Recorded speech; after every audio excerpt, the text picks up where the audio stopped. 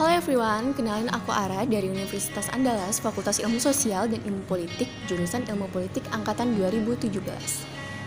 So, let's talk about novel coronavirus. Sekarang di dunia lagi dihebohkan oleh wabah atau penyakit atau virus yang baru dikenal dengan novel coronavirus.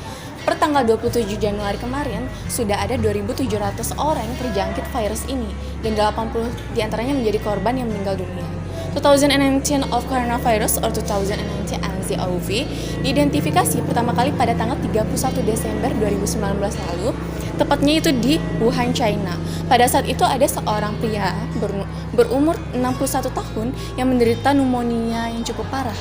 Nah, sayangnya pada tanggal 9 Januari kemarin, beliau meninggal dunia karena respirator yang failure, terus organ-organ failure seperti gagal ginjal dan hal lainnya yang gagal.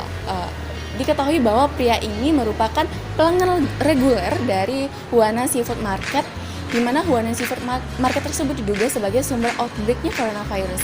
Di Huana Seafood Market, manusia, hewan segar, dan bahkan hewan liar berkumpul pada satu tempat, sehingga tempat tersebut pas banget untuk penyebaran virus secara cepat.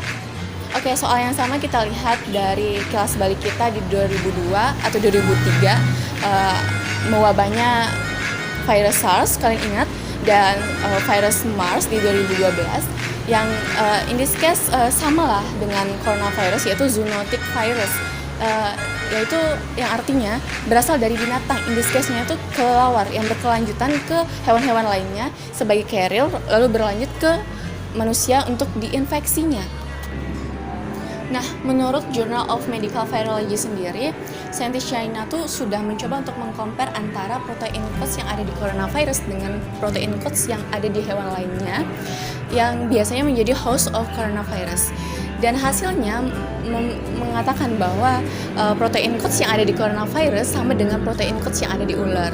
Tapi permasalahannya sekarang saintis itu kesulitan untuk mengecek legitimasi dari kasus ini karena sumber outbreak-nya sendiri yaitu Huanan Seafood Market setelah ditutup oleh pemerintah setempat di China.